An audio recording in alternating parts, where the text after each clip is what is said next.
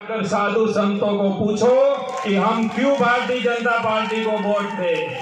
आज राम मंदिर का मुद्दा कितने सालों से अधूरा पड़ा था और कांग्रेस पार्टी और जो पारिवारिक और जो पार्टियां हैं वो हिंदू मुस्लिम झगड़ाने में रही थी।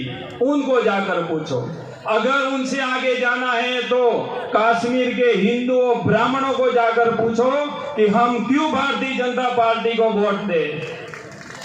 अरे आपको वहां नहीं जाना है तो उदयपुर में जाओ और उदयपुर में कन्हैया के परिवार को पूछो कि हम क्यों भारतीय जनता पार्टी को वोट दें कि जो वो एक हिंदू था, कन्हैया था और वो सनातन के ऊपर बोला था तो मुस्लिमों ने उसकी मर्डर हत्या कर दी। और मर्डर करने वाले की कोई जाति नहीं होती है, लेकिन मैं कहता हूँ वहां कौन से नेता पहुंचे और उसके आगे जाना है। ये देश की जो सेवा रक्षा कर रहे हैं, अगर किसी को पूछना है तो अभिनंदन की मां को जाकर पूछो, उसकी पत्नी को जाकर पूछो कि हम क्यों भारतीय जनता पार्टी नरेंद्र मोदी योगी जी को वोट देते हैं। एक माँ को वो पीड़ा होती है कि मेरा लाल आज वो आतंकवादी पाकिस्तानी सेना के पास है, उनका क्या हाल होगा।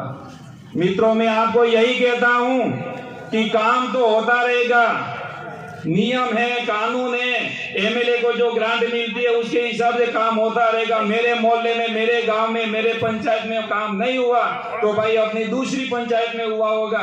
अरे मैं कहता हूँ बड़े बड़े मंदिर, मठ, मकान, हवेली होगी, लेकिन उसमें आप सुरक्षित नहीं रहोगे तो वो विकास क्या काम का है आपके लिए।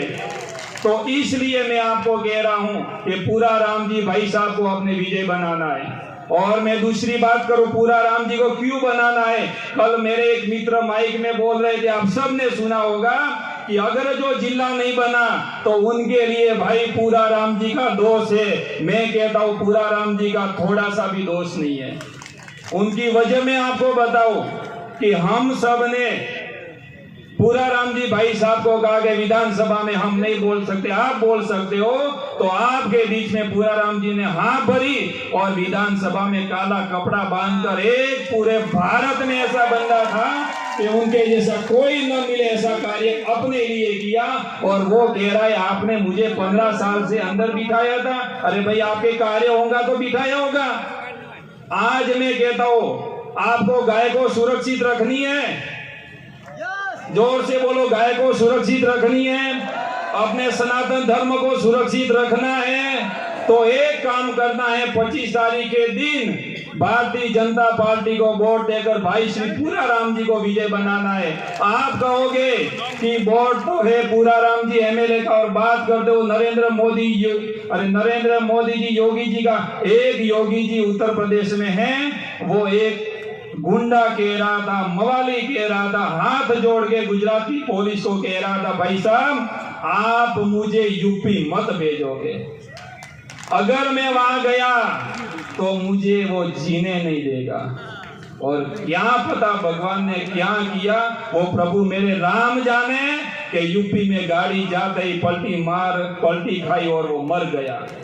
और जो त्रासवादी, गुंडा, मवाली, आतंकवादी, उसकी कोई जाति नहीं होती है। हमारे भारतीय जनता पार्टी के अंदर हिंदू, मुस्लिम, सिख, ईसाई सब काम कर रहे, लेकिन अपना धर्म सलामत नहीं है। यहाँ पर प्रशासन खड़ा है। मैं उनको एक बात कहना चाहता हूँ, आज जालोर के अंदर, भीनमाल के अंदर कितना ये लुखे तत्वों का आतंक मचा हुआ है। मुझे कल एक न्यूज मिली, इसलिए मैं यह कह रहा हूँ। एक साधु को कल रात को 8 बजे हम आपको देख लेंगे ऐसी धमकी मिली है और पुलिस स्टेशन में कल शिकायत भी की है। और मैं देखता हूँ आपके पास, प्रशासन के पास 7 दिन का टाइम है।